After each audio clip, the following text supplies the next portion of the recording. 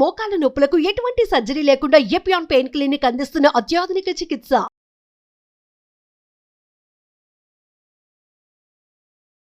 నమస్తే, welcome to Suman TV. శరీరంలో రొమ్ము భాగంలో వచ్చేటువంటి క్యాన్సర్ని బ్రెస్ట్ క్యాన్సర్ అని పిలుస్తాం. ఇది ఎక్కువగా మహిళల్లోనే మనం చూస్తూ ఉంటాం సాధారణంగా.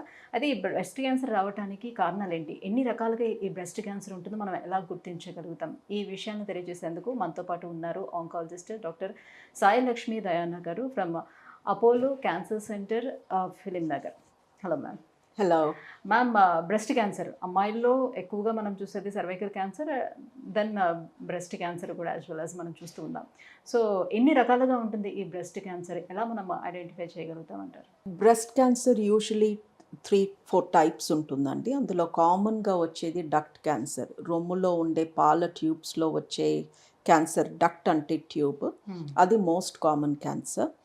అండ్ మమ్మల్ని వణికిస్తున్న ఒకే ఒక క్యాన్సర్ రొమ్ము క్యాన్సర్. లాస్ట్ 2-3 ఇయర్స్లో ఇండియాలో విపరీతంగా సంఖ్య పెరిగింది బ్రెస్ట్ క్యాన్సర్లో. సో బ్రెస్ట్ క్యాన్సర్ ఒకప్పుడు 2-3 ఇయర్స్ ఎగో వరకు సర్విక్స్ క్యాన్సర్, గర్భాశయ ముఖద్వారం క్యాన్సర్ కామన్గా ఉండేది. ఇప్పుడు బ్రెస్ట్ క్యాన్సర్ చాలా చూస్తున్నాము, అది కూడా 20-40 లోపు స్త్రీలలో చూస్తున్నాము. ఏ ఏజ్ గ్రూప్లో అయితే అసలు క్యాన్సర్ అన్న డౌట్ కూడా పడం. మనం 40 లోపు ఎవరికన్నా ఏదన్నా ప్రాబ్లం ఉంటే క్యాన్సర్ ఏమో అన్న థాట్ వచ్చేది కాదు. బట్ ఈ మధ్యన ఎందుకు ఇలా జరుగుతుందో మాకు అర్థం కావట్లేదు. విపరీతంగా బ్రెస్ట్ క్యాన్సర్ కేసెస్ చూస్తున్నాము. సో కారణం ఏంటి అనేది ఇప్పటికీ nobody knows. We're not able to understand. ఒకప్పుడు పిల్లలు పుట్టకపోవడము లేదా పిల్లలకి పాలు ఇవ్వకపోవడము అనే 2 కామన్ రీజన్స్ కనిపించేవి. బట్ 25-26 ఇయర్ ఓల్డ్స్కి ఎనీవే పిల్లలు ఆ ఏజ్లో పుట్టరు, పుట్టనప్పుడు పాలు ఎలా ఇస్తారు, వాళ్ళలో చూస్తున్నాము. So we are thinking obesity, hormone imbalance and stress. ఎక్కువగా హార్మోనల్ ఇంబ్యాలెన్స్ ఉంది కాబట్టి hormone imbalance, PCOD, periods time to time రాకపోవడము, దాని మూలంగా ఒబిసిటీ లేదా ఒబిసిటీ మూలంగా హార్మోన్ ప్రాబ్లమ్ తెలీదు, 2 కామన్గా చూస్తున్నాము. And stress. దాంట్లో ఆబ్వియస్లీ చిన్న వయసులోనే ఉద్యోగాలు చేస్తున్నారు, ఇంటి నుంచి దూరంగా ఉంటున్నారు, బోల్డంతమంది లేడీస్ సింగిల్గా ఉంటున్నారు because of job and education reasons. So what is the exact cause we don't know. But ఒక పీక్ లాగా బ్రెస్ట్ క్యాన్సర్ కేసెస్ వచ్చేస్తున్నాయి యంగ్ లేడీస్లో. సో వీళ్ళకి రిస్క్ ఎక్కువ బికాజ్ వీళ్ళకి ఇది ఉంది వాళ్ళకి అది ఉంది అని చెప్పలేకపోతున్నాము. అంటే జనరల్గా ఇంతకు ముందు ఏ ఏజ్ గ్రూప్ వాళ్ళకి 50 to 60. 50 to 60. యా. సో 50 దాటాక మ్యామోగ్రామ్స్ చేసేవాళ్ళము.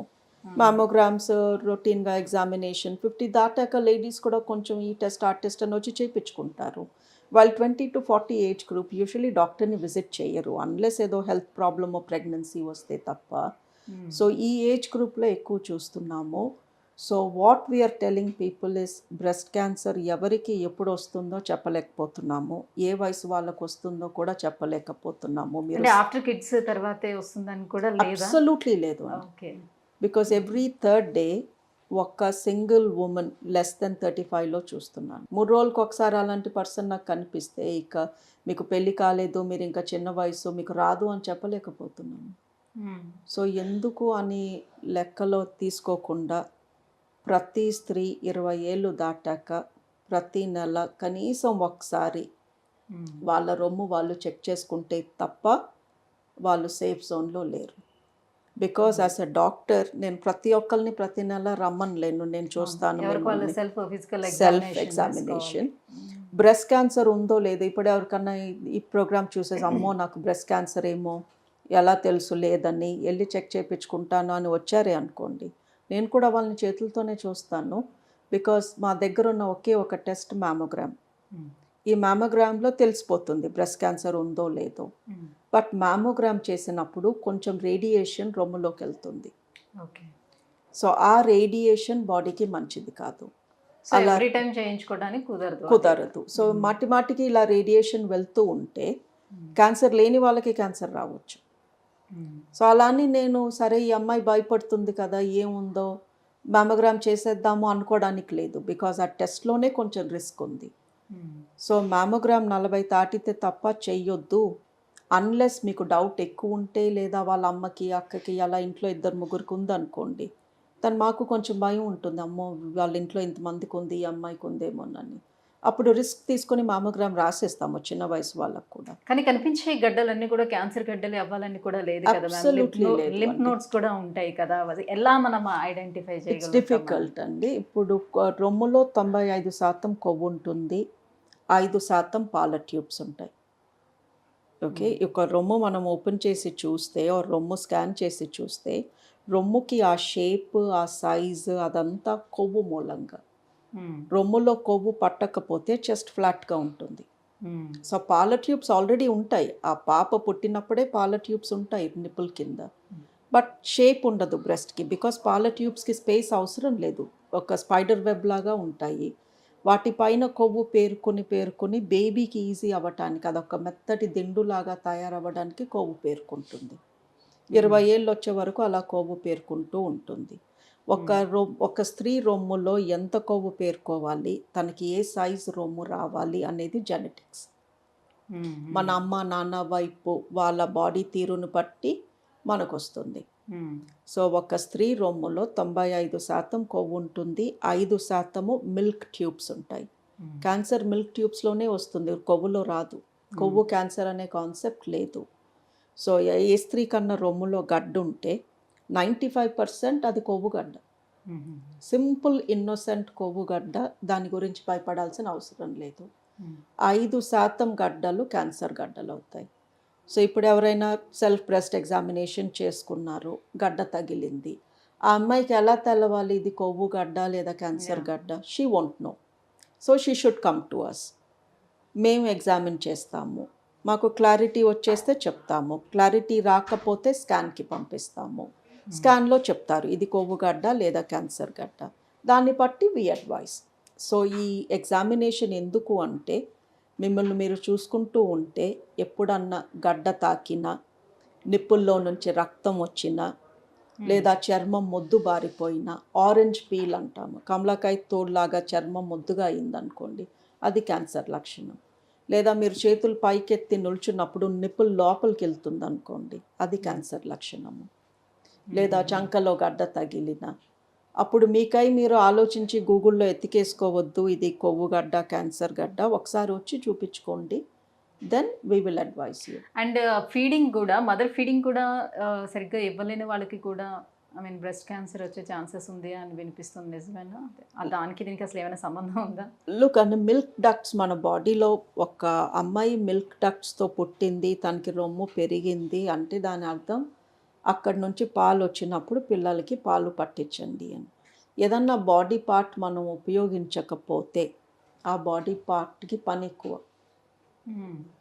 Are it's not happy. ఇప్పుడు గర్భసంచి ఉంది పిల్లల్ని పుట్టించడానికి, ప్రతి నెల పీరియడ్ వచ్చేది, ఆ నెల ప్రెగ్నెన్సీ రాలేదు అని. సో, ఆ బాడీ పార్ట్ని మనం ఉపయోగించుకోకపోతే దానికి క్యాన్సర్ వచ్చే రిస్క్ ఎక్కువ.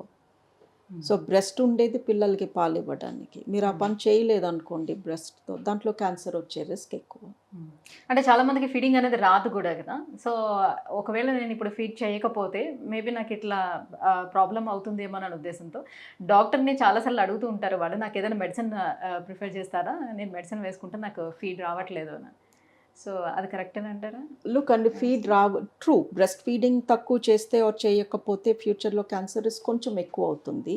బట్ క్యాన్సర్ రాకూడదు అని ఫీడింగ్ పైన ఫోకస్ చేయకూడదు. ఫీడింగ్ ఎక్కువ రావాలి అని ఎందుకు కోరుకోవాలంటే బేబీకి అది మంచిది కాబట్టి. But feeding is directly proportional to baby sucking. మందులు వేసుకుంటే మిల్క్ వచ్చేది, బేబీ సక్ చేస్తే మాటికి సక్ చేస్తూ ఉంటే, టైం టు టైం సక్ చేస్తూ ఉంటే మిల్క్ వస్తాయి. But many breast feeding mothers ఆ ఫస్ట్ 2 వీక్స్ చాలా టెన్షన్లలో ఉంటారు. ఒక పక్క సిజేరియన్ నొప్పి, ఒక పక్క బేబీ ఐసీయూలో ఉందో, ఇది ఉందో, ఏదో ఒకటి తాగట్లేదన్నో, సరైన అడ్వైస్ లేక బ్రెస్ట్ ఫీడింగ్ సరిగా జరగట్లేదు. సో, నాకు మిల్క్ రాలేదు కాదు, దట్ మీన్స్ ఎక్కడో ఏదో తేడా జరిగింది.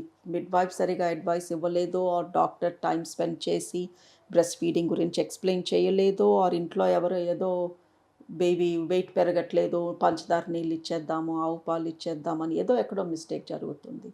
ఆ ఫస్ట్ 10 days ఫోకస్ చేసి సరైన అడ్వైస్ ఫాలో అయితే ఫీడ్ సరిపోలేదు అన్న కాన్సెప్టే లేదు. బట్ ఈ బ్రెస్ట్ క్యాన్సర్ని ఎలా అరికట్టగలుగుతాం, మనం ఏం చేయగలుగుతాం? ఏం చేస్తే దాన్ని కంట్రోల్లోకి తీసుకురాలి? ఎందుకంటే 45 దాటిందా 2 ఇయర్స్కి ఒకసారి మ్యామోగ్రామ్ చేసుకోండి. ఆ ఒక్క మ్యామోగ్రామ్ 2 ఇయర్స్ మిమ్మల్ని కాపాడుతుందా అంటే లేదు, అది ఆ రోజు సంగతి చెప్తుంది. బట్ 2 ఇయర్స్ కన్నా మాటికి ఇంకా ఫ్రీక్వెంట్గా చేసుకుంటే మ్యామోగ్రామ్ మూలంగా డ్యామేజ్ జరగవచ్చు. సో మా దగ్గర ఎలాంటి టెస్ట్ లేదు మీ బ్రెస్ట్ క్యాన్సర్ని ఆపటానికి. టెస్ట్ ఉంది మీ చేతుల్ని ఉపయోగించండి, 5 నిమిషాలు టైం పక్కన పెట్టండి, నెలకోసారి మిమ్మల్ని మీరు చూసుకుంటూ ఉండండి. అప్పుడు ఏదన్నా తేడా అనిపిస్తే మీకు తెలిసిపోతుంది, అప్పుడు వెంటనే వచ్చి మాతో చెక్ చేయించుకోండి. 1 ఎగ్జాంపుల్ అండి, మొన్న ఎవరో 53 ఇయర్ ఓల్డ్ ఆవిడ ఏదో ప్రాబ్లంతో వచ్చారు. అప్పటి వరకు మ్యామోగ్రామ్ చేయలేదు ఆవిడకి. సో వి సెడ్, అమ్మ 53 ఉంది, మీరు ఏమీ టెస్ట్లు చేయించుకోలేదు, ఒకసారి మా క్యాన్సర్ స్క్రీనింగ్ ప్యాకేజ్ చేయించుకోండి అని. 3 మిల్లీమీటర్ల క్యాన్సర్ పిక్ చేసాం ఆ మ్యామోగ్రామ్లో. 3 mm అంటే ఒక బియ్యం గింజ కన్నా చిన్న క్యాన్సర్. ఓకే.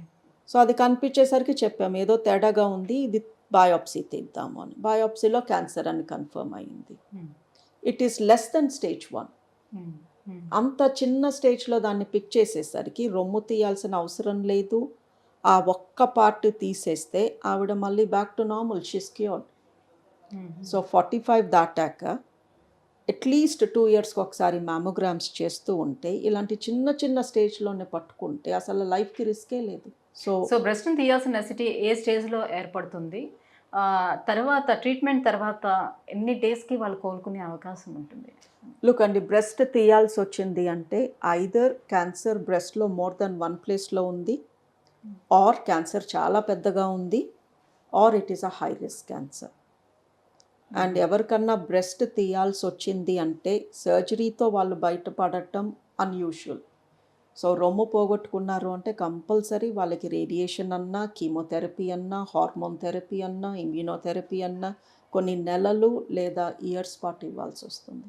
ఫ్యామిలీ హిస్టరీలో ఉంటే ఖచ్చితంగా వచ్చే ఛాన్స్ ఎంతవరకు ఉంటుంది? 10%. సో మామూలుగా ప్రతి 10 మందిలో 8 మందిలో ఒకరికి చూస్తాము. బట్ అదే ఫ్యామిలీలో కానీ, అమ్మకి కానీ, అక్కకి కానీ, చెల్లెలకి కానీ, ఆర్ అమ్మ వైపు 2 రిలేటివ్స్ ఆర్ నాన్న వైపు 2 రిలేటివ్స్కి కానీ బ్రెస్ట్ క్యాన్సర్ ఉంటే మన రిస్క్ ఇంక్రీజ్ అయిపోతుంది almost to up to 25%. So ఇంట్లో దగ్గర సంబంధికులకి ఎవరికైనా బ్రెస్ట్ క్యాన్సర్ కానీ, అండాశయ క్యాన్సర్, ఓవరీ క్యాన్సర్ ఉంటే కానీ ఖచ్చితంగా they have to see the doctor. And వాళ్ళకి మ్యామోగ్రామ్స్ మోర్ ఫ్రీక్వెంట్లీ చేస్తాము, చిన్న వయసు నుంచే స్టార్ట్ చేస్తాము. అండ్ ఒక రక్త పరీక్షలో తెలిసిపోతుంది. ఇప్పుడు మా అమ్మకు ఉంది అనుకోండి, నాకు భయంగా ఉంది, అమ్మకు ఉంది మరి నాకు వస్తుందా అని. మా అమ్మ నన్న టెస్ట్ చేయొచ్చు జెనెటిక్స్కి, ఆర్ నన్నన్న టెస్ట్ చేసుకోవచ్చు. దాన్ని బ్లడ్ టెస్ట్ అంటాము, క్యాన్సర్ జీన్ టెస్ట్ అంటాము. ఈ టెస్ట్ చేసుకుంటే తెలిసిపోతుంది అమ్మ నుంచి నాకు ఈ క్యాన్సర్ జీన్ వచ్చిందా, లేదా నాన్న నుంచి వచ్చిందా, లేదా అక్కకు ఉంది కదా అదే నాకు వచ్చిందా కనుక్కోవచ్చు. Right, thank you so much ma'am. So breast cancer మీద చాలా మంచి అవగాహన మాకు కల్పించారు. Thank you so much. Thank you.